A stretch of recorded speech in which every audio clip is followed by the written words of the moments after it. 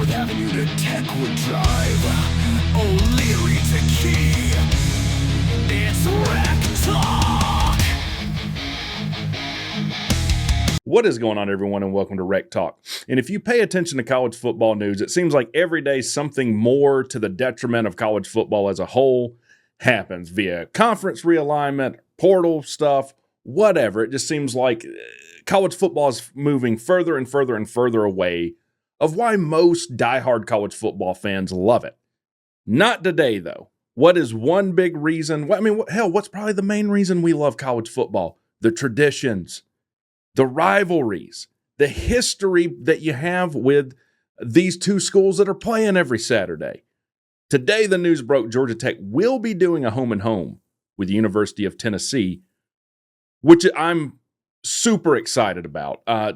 There's been some Tennessee YouTube channels that have irritated me as of late. It's not the point of this video. But I think it's 213 miles from Atlanta to Tennessee. So a little over 3 hours, 3 hours and 15-minute drive from Atlanta to Tennessee. And these teams have a tremendous amount of history. In fact, just from a pure college football history perspective, these teams might have more history than any rivalry that you're going to find in college football. What do you mean by that, Reck? Yeah, I'm not just blowing smoke. Like their mascot, Old Smoky? I'm not blowing smoke.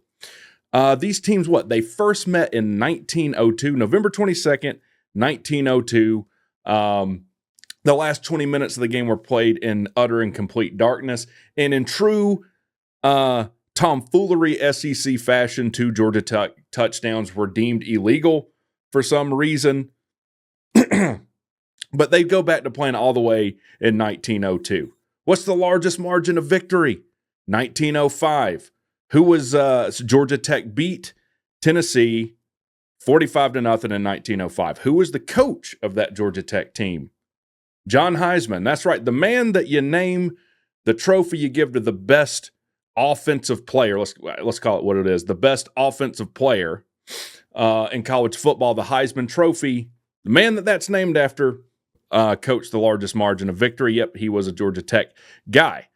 I don't think they played again until 1946 when Georgia Tech joined the SEC.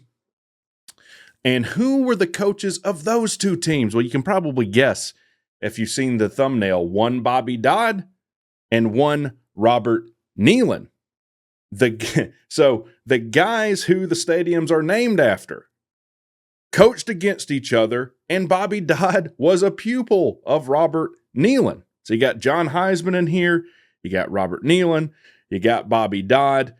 They first met in 1946, though.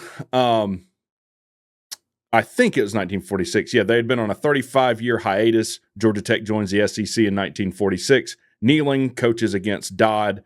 I believe Tennessee won that game. Nealand was coming off of 5 years of military service in World War II. That's the other thing that's crazy. Like back in the day, man, these guys would go fight a freaking world war and come back and beat the hell out of each other on the football field. They are they're the greatest generation, right? I mean, there's no doubt about that.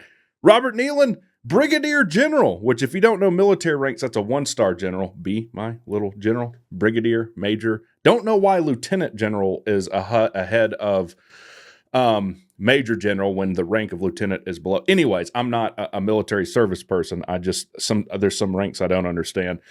But yes, 1947, my boy Bobby Dodd would get his comeuppance beating Nealand and Tennessee 27-0.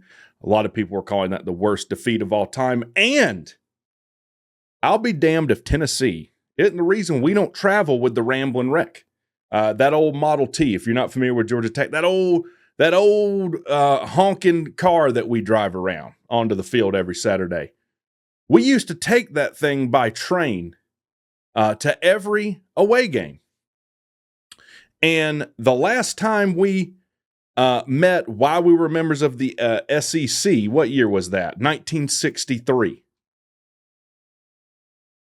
You classless SEC bastards broke into where we stored the Ramblin' Wreck when we played you at Nealand. You threw orange paint on it. And let me tell you something. We'll never forget.